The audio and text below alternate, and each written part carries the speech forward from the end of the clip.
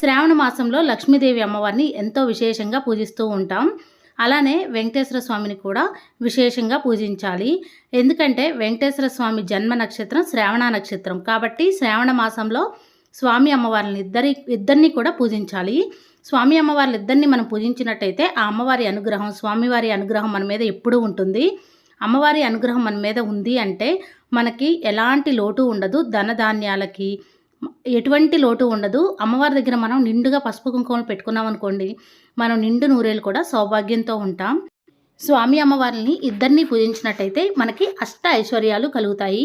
స్వామివారిని పూజించినప్పుడు అమ్మవారిని పూజించాలి, అమ్మవారిని పూజించినప్పుడు స్వామివారిని పూజించాలి. ఈ వీడియోలో నేను 4వ శ్రావణ శనివారం రోజున స్వామి అమ్మవార్ల పూజను నేను ఏ విధంగా చేస్తానో ఈ వీడియోలో షేర్ చేస్తానండి. స్వామివారికి తులసి దళాలతో పూజ చేస్తే చాలా మంచిది. స్వామివారి దగ్గర పిండి ప్రమిదల్లో దీపారాధన చేస్తే స్వామి అమ్మవార్ల అనుగ్రహం మనకు తప్పకుండా కలుగుతుంది. అమ్మవారి దగ్గర కూడా తులసి దళాలు పెట్టుకుంటే చాలా మంచిది.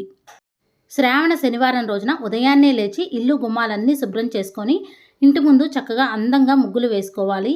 తలస్నానం చేసి ద్వార పూజ చేసుకోవాలి. గుమ్మాన్ని చక్కగా పసుపు రాసి కుంకుమ బొట్లు పెట్టి దీపారాధన చేసుకోవాలి. పువ్వులను సమర్పించి 2 అగరవత్తులను వెలిగించి ప్రసాదం పెట్టి హారతి ఇచ్చి నమస్కారం చేసుకోవాలి. ద్వార పూజ కంప్లీట్ అయిన తర్వాత స్వామి అమ్మవార్ల పూజను పూజా మందిరంలో అయినా చేసుకోవచ్చు, లేదంటే ప్రత్యేకంగా పీఠం ఏర్పాటు చేసుకొని అయినా పూజ చేసుకోవచ్చు. నేనైతే పీఠం ఏర్పాటు చేసుకొని పూజ చేసుకుంటున్నానండి. మీ దగ్గర స్వామి అమ్మవార్ల విగ్రహం కానీ ఫోటో కానీ ఉంటే పెట్టుకోండి. ఈ విధంగా స్వామి అమ్మవార్లు కలిసి ఉన్న ఫోటో పెట్టుకుంటే చాలా మంచిది. ఒకవేళ స్వామివారి ఫోటో అమ్మవారి ఫోటో విడివిడిగా ఉన్నా విడివిడిగా అయినా పెట్టుకోవచ్చు. ముందుగా పీటని ఏర్పాటు చేసుకోవాలి. మీరు ఎక్కడైతే పూజ చేద్దాం అనుకున్నారో ఆ ప్లేస్ని తడి క్లాత్తో తుడిచి బియ్యం పిండితో అష్టదళ పద్మ ముగ్గు వేసుకోవాలి. ఆ తర్వాత ఒక పీటను తీసుకొని శుభ్రంగా కడిగి పసుపు రాసి కుంకుమ బొట్లు పెట్టి ఆ పీట మీద ఒక జాకెట్ ముక్కను కానీ తెల్లని టవల్ కానీ వేసుకోవాలి. స్వామి అమ్మవార్ల ఫోటో నిలుపుకోవడం కోసం 3 గుప్పిళ్ళు కానీ 5 గుప్పిళ్ళు కానీ బియ్యం పోసి ఆ బియ్యం మీద పసుపు కుంకుమ గంధం వేసి 1 రూపీ కాయిన్ పెట్టుకొని స్వామి అమ్మవార్ల ఫోటో అయితే నిలుపుకోవాలి. నేనైతే స్వామి అమ్మవార్లు కలిసి ఉన్న ఫోటో అయితే పెట్టుకున్నాను. ముందుగా స్వామివారికి అమ్మవారికి గంధం కుంకుమ బొట్లు పెట్టుకొని తులసి దళాల మాల అయితే సమర్పించాను. స్వామివారికి తులసి దళాల మాల వేస్తే చాలా మంచిది. మీ దగ్గర ఏనుగులు ఉంటే పెట్టుకోండి, చాలా మంచిది. నేనైతే ఏనుగుల్ని అటు ఇటు పెట్టుకున్నాను. నా దగ్గర ఉన్న వెంకటేశ్వర స్వామి విగ్రహం, లక్ష్మీదేవి అమ్మవారి విగ్రహం అయితే ఒక చిన్న పీటను తీసుకొని పెట్టుకున్నాను. స్వామివారి విగ్రహం ఉంటే పెట్టుకోండి, చాలా మంచిది. స్వామివారికి అభిషేకం చేసినా చాలా మంచిది. స్వామివారికి అటు ఇటు శంకుచక్ర నామాలు ఉంటే చాలా మంచిదండి. మీ దగ్గర విగ్రహాలు లేకపోతే స్వామి అమ్మవార్ల ఫోటో దగ్గరే పూజ చేసుకోవచ్చు. నేను అమ్మవారిని కూడా ఈ విధంగా ఏర్పాటు చేసుకున్నాను. ముందుగా స్వామి అమ్మవార్లకి గంధ కుంకుమ బొట్లు అయితే పెట్టాను. పూజలో కామాక్షి దీపం పెట్టుకుంటే చాలా మంచిది. కామాక్షి దీపం అంటే కోరికలు నెరవేర్చే దీపం. ముందుగా కామాక్షి దీపానికి కూడా గంధ కుంకుమ బొట్లు పెట్టి నూనెను వడ్డించి 2 ఒత్తుల్ని ఒక ఒత్తిగా చేసి ఉంచుకోవాలి. ముందుగా వినాయక స్వామి పూజ చేసుకోవాలి. అమ్మవారి దగ్గర ఒక బౌల్లో పసుపు, ఇంకొక బౌల్లో కుంకుమ నిండుగా పెట్టుకోండి. అమ్మవారి దగ్గర పసుపు కుంకుమలు నిండుగా పెట్టుకోవడం వల్ల మనం నిండు నూరేళ్ళు కూడా సౌభాగ్యంతో ఉంటాం. ముందుగా మనం ఏ పూజ చేసినా విఘ్నాలు కలగకుండా గణపతి పూజ చేసుకుంటాం కాబట్టి వినాయక స్వామి విగ్రహం కానీ పసుపు వినాయకుడిని అయినా పెట్టుకోవచ్చు. నేనైతే వినాయక స్వామి విగ్రహాన్ని పెట్టుకున్నాను. స్వామివారికి ముందుగా గంధ కుంకుమ బొట్లు పెట్టుకున్నాను. వినాయక స్వామి అష్టోత్తరం చదువుకుంటూ స్వామివారికి పసుపు కుంకుమ గంధం అక్షంతలు పువ్వులు అన్నీ సమర్పించాను. ఓం గం గణపతి నమః అనుకుంటూ పువ్వులతో అక్షంతలతో స్వామివారికి పూజ చేసుకోవచ్చు. వినాయక స్వామి శ్లోకాలు అష్టోత్తరం చదువుకుంటూ పువ్వులతో అక్షంతలతో పూజ చేసుకోవచ్చు. నేనైతే స్వామివారి శ్లోకాలు అలానే ఓం గం గణపతి నమః అనుకుంటూ స్వామివారి అష్టోత్తరం చదువుకుంటూ పువ్వులతో అక్షంతలతో పూజ చేసుకున్నానండి. స్వామివారి దగ్గర పిండి ప్రమిదలు అయితే దీపారాధన చేశాను. స్వామివారి దగ్గర ఒక బెల్లం ముక్క ప్రసాదంగా పెట్టాను. 2 అగరవత్తులను వెలిగించి ధూపం చూపించాను. స్వామివారికి దీప నైవేద్యాలన్నీ సమర్పించిన తర్వాత హారతి ఇచ్చి నమస్కారం చేసుకోవాలి. వినాయక స్వామికి వస్త్రం సమర్పిస్తే చాలా మంచిది. స్వామివారి పూజ కంప్లీట్ అయిన తర్వాత వెంకటేశ్వర స్వామి లక్ష్మీదేవి అమ్మవారి దగ్గర పూజ చేసుకోవాలి. పూజలో ఒక రాగి గ్లాస్ నిండా వాటర్ పెట్టుకొని ఆ రాగి గ్లాస్కి గంధ కుంకుమ బొట్లు పెట్టి ఆ గ్లాస్లో పసుపు కుంకుమ పువ్వు వేసి ఉంచాలి. మనం మంత్రాలు చదువుకుంటూ ఉంటాం కదండి పూజ చేసేటప్పుడు. ఆ నీళ్లు చాలా అమృతంలాగా తయారవుతాయి. పూజ కంప్లీట్ అయిన తర్వాత ఆ నీటిని ఇల్లంతా చల్లుకుంటే ఇల్లంతా కూడా పాజిటివ్ ఎనర్జీతో నిండి ఉంటుంది. మన మీద కూడా చల్లుకోవచ్చు. తర్వాత మనం కామాక్షి దీపాలని ఏకహారతో కానీ అగరవత్తితో కానీ వెలిగించుకోవాలి. మనం ఎప్పుడైనా సరే స్వామివారి పూజ కానీ అమ్మవారి పూజ కానీ చేసేటప్పుడు చక్కగా చీర కట్టుకొని చేతి నిండా గాజులు వేసుకొని నుదిటిన బొట్టు పెట్టుకొని గంధం పెట్టుకొని కాళ్ళకు పసుపు రాసుకొని పూజ చేసుకుంటే చాలా మంచిది. కామాక్షి దీపం దగ్గర కూడా 2 అక్షంతలు పువ్వులు పెట్టి నమస్కారం చేసుకోవాలి. కామాక్షి దీపం పెట్టుకోవడం వల్ల మన మనసులో ఉన్న కోరికలన్నీ నెరవేరుతాయి. కామాక్షి దీపాన్ని వెలిగించుకున్న తర్వాత వెంకటేశ్వర స్వామి దగ్గర పూజ చేసుకుంటున్నాను. స్వామివారికి తులసి దళాలతో అయితే పూజ చేసుకుంటున్నానండి. తులసి దళాల మాల వేసిన, తులసి దళాలతో పూజ చేసిన చాలా మంచిది. వెంకటేశ్వర స్వామి అష్టోత్తరం సహస్రనామం చదువుకుంటూ స్వామివారి దగ్గర తులసి దళాలతో అయితే పూజ చేసుకున్నాను. తర్వాత అమ్మవారి దగ్గర కూడా పూజ చేసుకుంటున్నానండి. అమ్మవారికి పువ్వులైతే సమర్పించాను. ఓం శ్రీమాత్రే నమః అనుకుంటూ పూజ చేసుకోవచ్చు. లక్ష్మీదేవి అమ్మవారి అష్టోత్తరం సహస్రనామం, కనకదార స్తోత్రం, లలిత సహస్రనామం చదువుకుంటూ అమ్మవారి దగ్గర పువ్వులతో, అక్షింతలతో, అలానే మంగళకరమైన వస్తువులతో పూజ చేసుకుంటే చాలా మంచిది. చిట్టి గాజులతో, గోమతి చక్రాలతో, గవ్వలతో, పసుపు కొమ్ములతో, 1 రూపీ కాయిన్స్తో, ఒక్కలతో ఇలా అమ్మవారికి మంగళకరమైన వస్తువులతో పూజ చేసుకోవచ్చు. అమ్మవారి పూజలో తాంబూలం పెట్టుకుంటే చాలా మంచిది. అలానే అమ్మవారి దగ్గర గాజులు పెట్టుకున్నా చాలా మంచిది. ఇక్కడ నేనైతే వెంకటేశ్వర స్వామి అష్టోత్తరం గోవిందనామాలను చదువుకుంటూ తులసి దళాలతో, అలానే అక్షింతలతో, పువ్వులతో అయితే పూజ చేసుకుంటున్నాను.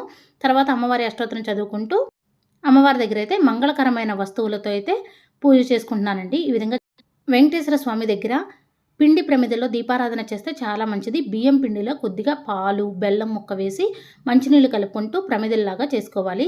పిండి ప్రమిదలకు కూడా గంధ కుంకుమ బొట్లు పెట్టుకోవాలి. పిండి ప్రమిదల మీద గోవిందనామం వేసుకుంటే చాలా మంచిది. అమ్మవారి దగ్గర కూడా తులసి దళాలను సమర్పిస్తే చాలా మంచిదండి.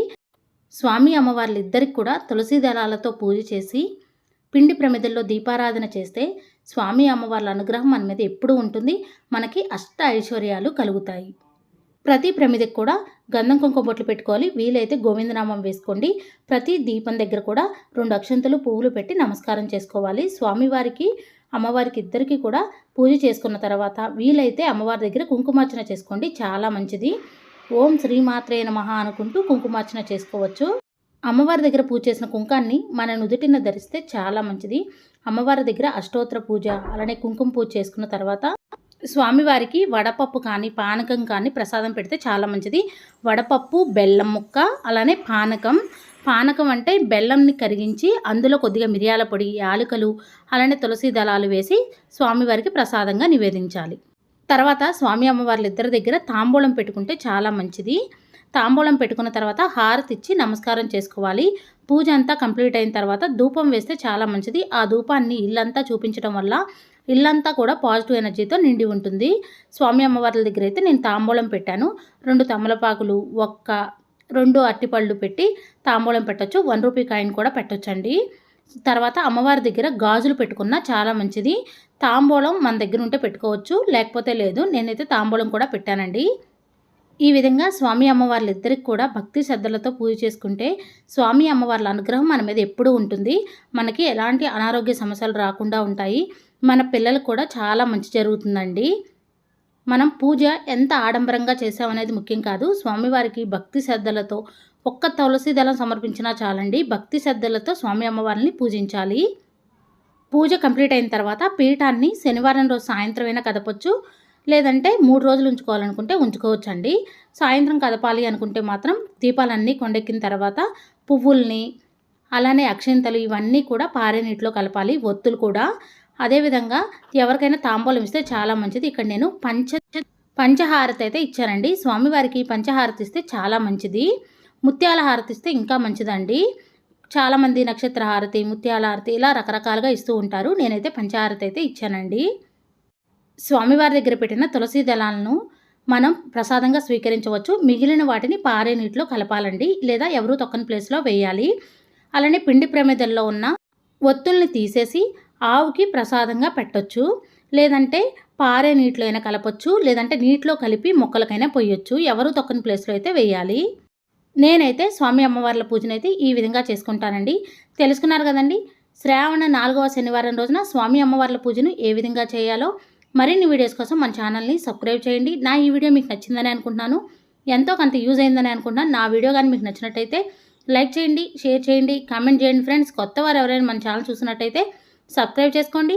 Thank you for watching. Bye అండి.